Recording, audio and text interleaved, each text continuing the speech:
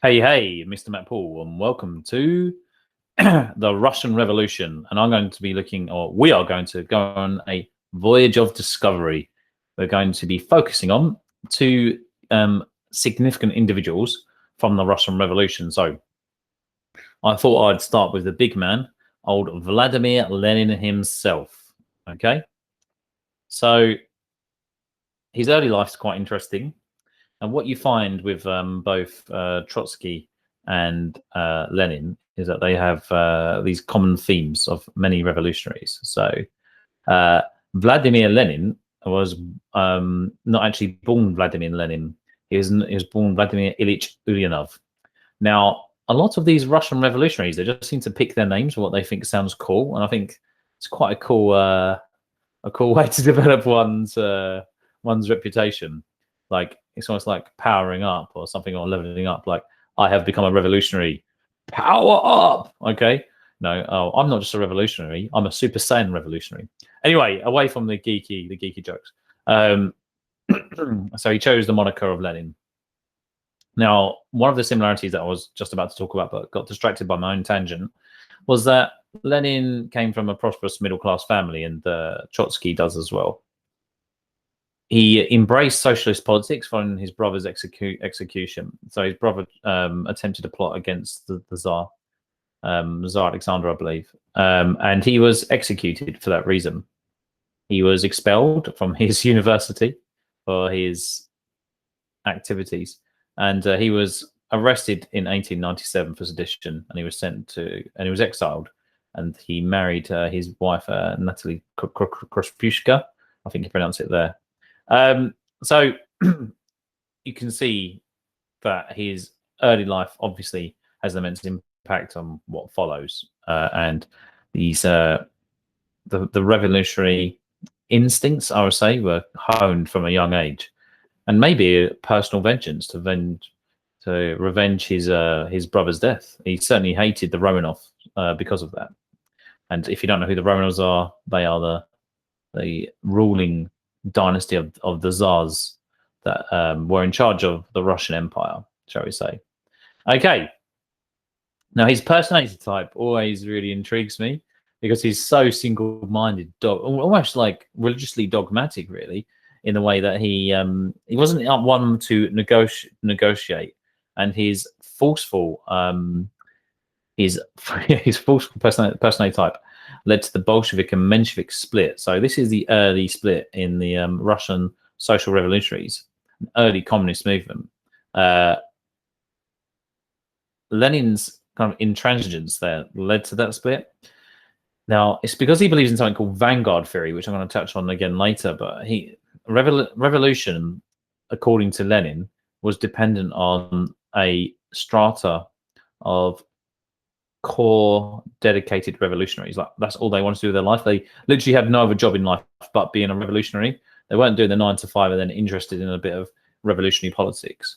And this is why Lenin liked Stalin so much, because Stalin was always willing to undertake revolutionary activities to fund the Bolshevik party, like robbing banks and etc.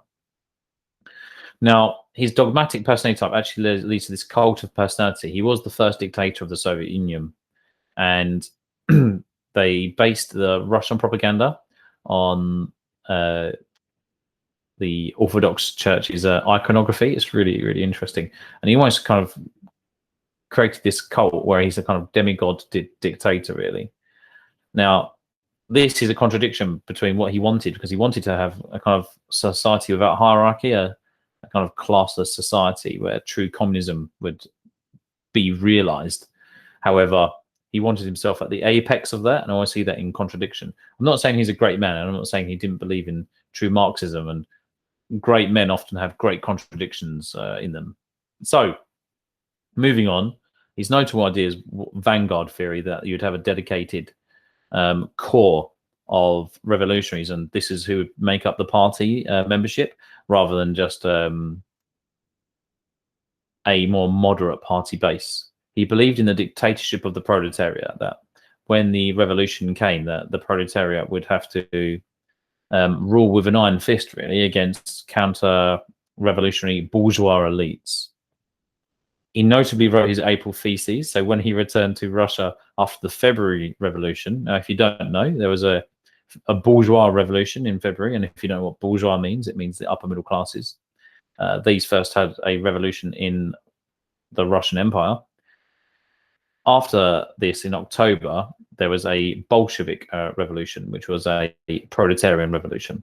But when Lenin famously arrived to Russia, or the Soviet Union as it became, in April, he was very unhappy with what was happening.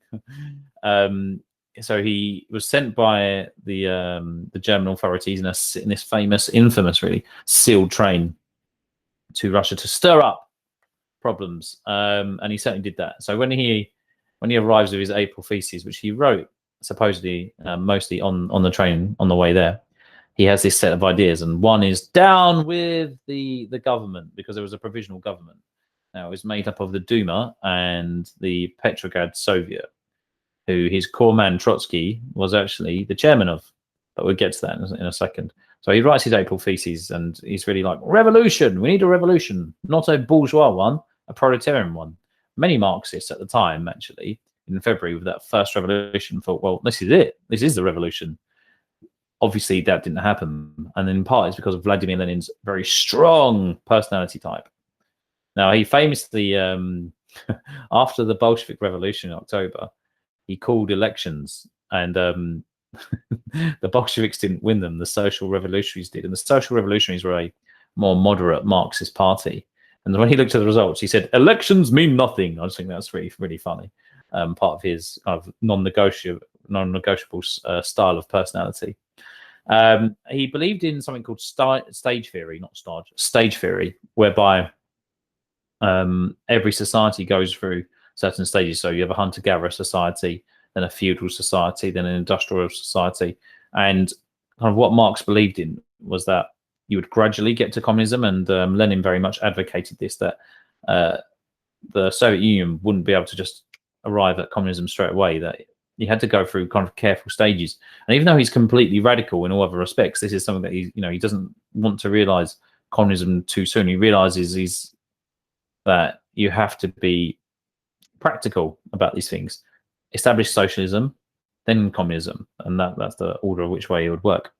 Now, his role in the revolution is quite interesting, because it's his will and Trotsky's hands. Okay, his will and Trotsky's hands.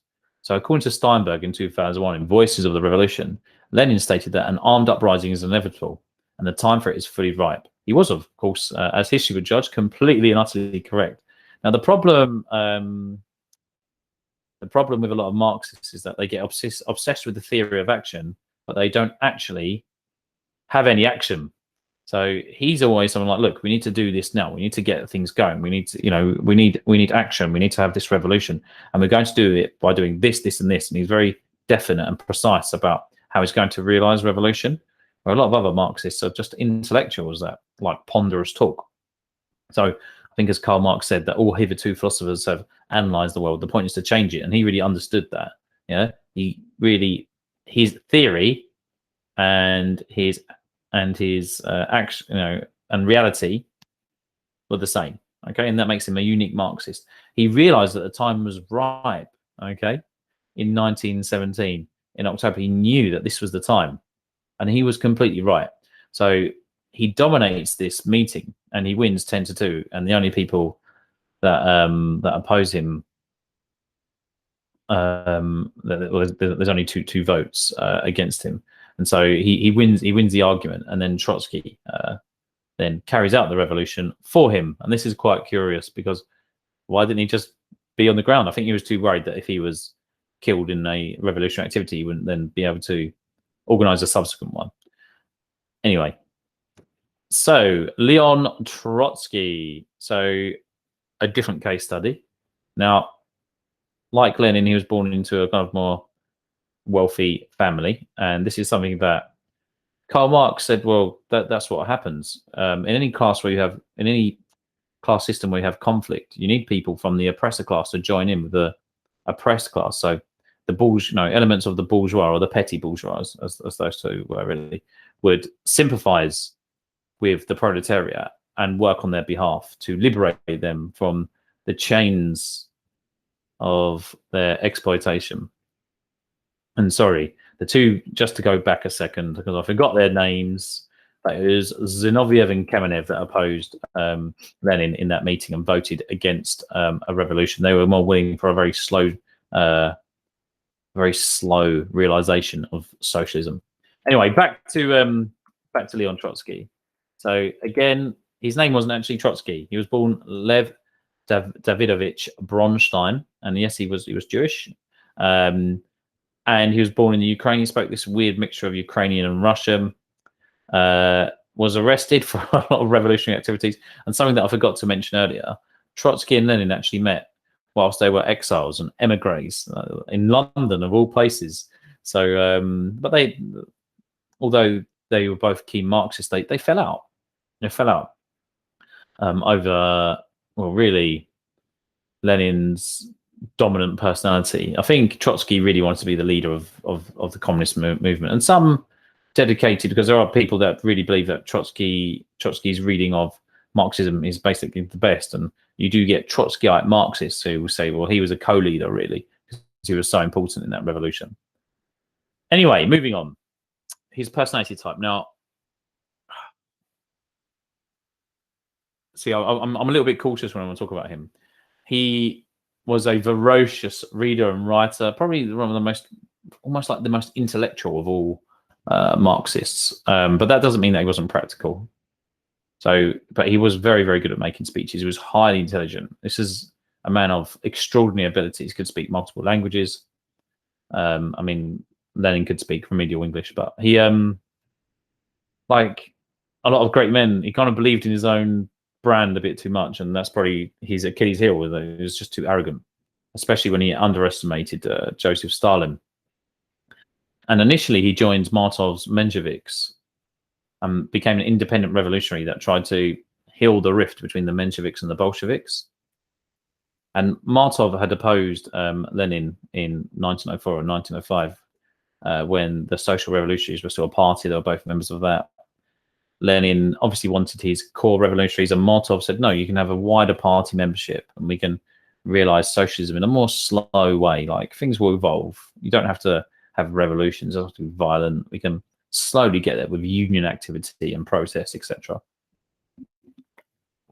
Anyway, Lenin was a bit in the wilderness. Sorry, not Lenin. Trotsky was a bit in the wilderness and tried to link those to the Mensheviks and the Bolsheviks. Obviously, that never happened, and he finally joined the Bolsheviks in 1917. Now, his notable ideas: he believed in permanent revolution and international revolution. They're quite similar in some ways. So let me elaborate. So, permanent revolution is the idea that the proletariat must always be fighting for what it needs, even after a revolution, to ensure that the authenticity of it. And an international revolution, well, this is completely in line with what Karl Marx wanted. He wanted, and he thought that communism would just naturally spread across the world after one revolution, like a domino theory. And this is, of course, what the Americans would fear during the Cold War. Quite an interesting one is neither peace nor war. So Lenin was appointed to negotiate the terms of Brest-Litovsk against the Germans, and he basically tried to stall the meeting because Russia at the time, or the Soviet Union, early Soviet Union, didn't really have a strong negotiating like hand at the table. So he realized that peace would come at a very high price, that they'd lose a lot of core territory, and they couldn't continue the war because they just the economy had collapsed, and that's what had caused the revolution. So they couldn't carry on with war, and that was one of their core promises to the people of Russia, anyway, that they would stop the war. Okay, he really believed in incapability of the peasantry and the importance of the proletariat. That the peasantry, they just weren't structurally organized enough to enable to really absorb Marxist ideals. And last but not least, yes, okay, sorry, that's a little bit of repetitive writing there. I should have changed that box. But in essence, when I talk about the hands, I'm just going to cover that up because that's annoyed me. Anyway, but I can explain. His role in the revolution was that he was the organizer. Okay, he was the organizer on the street. So he completely organized the Russian Revolution, and he, under Lenin's orders, essentially got the Winter Palace, stormed the Winter Palace, the post office, the railways. It was under his organization, and it was successful. Okay. Now he really has to take a lot of credit for that, and even Stalin gave him credit for this in his early days. Okay, that he was extremely significant in his role of being the man on the ground, coordinating the revolution. So remember, Lenin's will, Trotsky's hands. But to elaborate upon this analogy or metaphor a little bit more, it's not just his hands, it's his brain, because he has to organize all these different elements to ensure it happens. And revolutions don't happen very often. And there are a lot of attempted revolutions that don't manifest. Like, for example, the Spartacist uprising in Germany, which is 2 years after the Russian Revolution, just doesn't manifest. So we really have to give Leon Trotsky a lot of credit here. Of course, these two men's careers progress far more after the Russian Revolution becomes the Soviet Union. But I just wanted to really give an introduction to their roles and their life and up to that point, and then I'll make another video where I discuss their roles post-revolution. Okay, so that's a goodbye from me for now. Thank you and goodbye. All right, let's stop recording. There we go.